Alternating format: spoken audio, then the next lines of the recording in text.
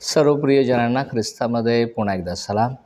मी उपस्थित आहे पुन्हा एकदा तुमच्यासोबत एक नवीन प्रकाशन घेऊन.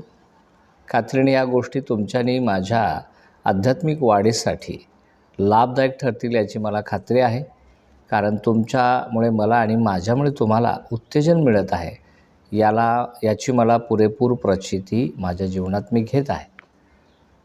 मी आज भाष्य करणारा या गोष्टीवर की शतकाच्या पहिल्या मंडळीमध्ये ज्या प्रकारे लोक प्रेषितांमुळे प्रसन्न होते किंवा प्रेषितांना प्रसन्न होते आणि मंडळीमध्ये अद्भुत गोष्टी घडत होत्या. सगळ्यात मोठी गोष्ट म्हणजे काय की देव त्यांच्यामध्ये रोज तारण होत असलेल्या नवीन आत्म्यांची भर घालत होता. आज आपण मंडळीमध्ये जातो, मंडळीच्या सगळ्या भक्ती आणि विशेष गोष्टी आपण अतिशय आनंदाने पूर्ण करतो. आपण एक चांगले ख्रिस्ती होण्यासाठी जो करणं गरजेचं आहे, प्रयत्न करणे गरजेचे आहे, ते सगळे करतो. पण तरीही आपल्या सेवेमध्ये जर तोचपणा आलेला आहे तर काही गोष्टी ज्या मिस झालेल्या आहेत, आपल्याकडून राहून गेलेल्या आहेत, त्या पुन्हा एकदा उपयोगात आणण्याची आपल्याला गरज आहे.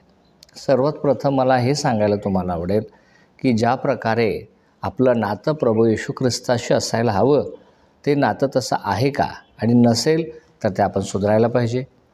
आणि याचं उत्तम उदाहरण आपल्याला योहान शुभवर्तमानाच्या 14व्या अध्यायामध्ये पाहायला मिळतं, जिथं प्रभू येशू ख्रिस्ताने पित्याचं आणि त्याचं नातं याच्याविषयी अतिशय सुंदर प्रकाशन दिलेलं आहे.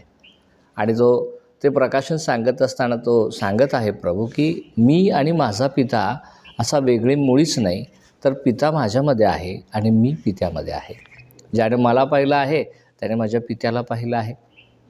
आणि मी जे सांगतो आहे ते मी माझ्या मनचं सांगत नाही, तर माझ्या ठाई राहणारा पिता आपली स्वतःची कार्य करतो. या प्रकारे तो प्रकाशन देत असताना आम्हाला एक गोष्ट लक्षात येते की येशू ख्रिस्ताचा असा वैयक्तिक अजेंडा, अस्तित्व, व्यक्तित्व व जीवन असं नव्हतंच मुळे. सर्वार्थाने तो पितामय होता, परमेश्वर पितामय होता, म्हणजे ख्रिस्ताच्या ठाई देवच राहत होता, नाही का. आणि मग पिता परमेश्वर आणि प्रभू येशू ख्रिस्त असे ते वेगळे नव्हतेच मुळे.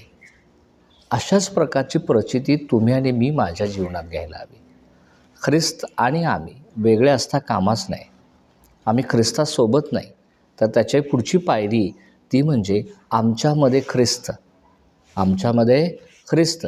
ज्या दिवशी आमच्यामध्ये ख्रिस्त कार्य करायला लागेल आणि तशा प्रकारची मोकळीकता देवाच्या येशूच्या आत्म्याला आपण देऊ आणि त्याला प्रार्थना करू की मी इथं उपस्थित आहे, माझा उपयोग कर.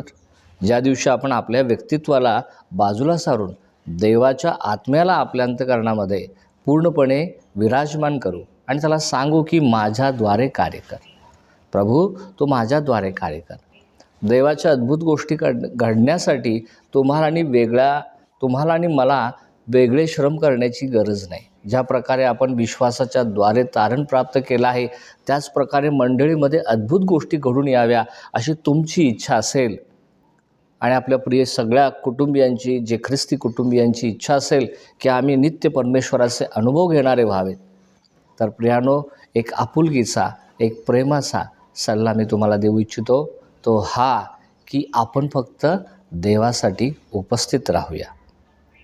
आपल्या व्यक्तित्वाला दुय्यम ठरवून परमेश्वराच्या अस्तित्वाला आपल्या अंतःकरणामध्ये विराजमान करूया. परमेश्वराच्या योजना, परमेश्वराचे उद्देश, या गोष्टी आपण आपल्या जीवनाच्या प्रथम स्थानावर आणूया आणि प्रभूला म्हणूया, मी उपस्थित आहे, माझ्याद्वारे कार्य कर. ज्या दिवशी प्रभू तुमच्यामध्ये विराजमान होईल, त्या दिवशी तुम्हाला प्रार्थना करण्याची सुद्धा गरज पडणार नाही. तुम्ही मात्र लोकांमधून प्रवास कराल आणि लोक पश्चाताप करतील, पापी लोक पश्चाताप करतील. रोज आपल्या मंडळीमध्ये नवीन तारण होत असलेल्या लोकांची भर पडेल, दुष्टात्मे निघून जातील आणि आजारी बरे होतील. लोक आपल्याविषयी साक्ष देतील, लोक प्रसन्न असतील आपल्याविषयी.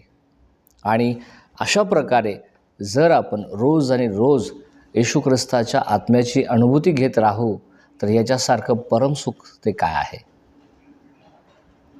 असा अनुभव तुम्ही आणि मी प्रत्येकाने घ्यावा अशी ईश्वरचरणी प्रार्थना करतो. अशी शुभ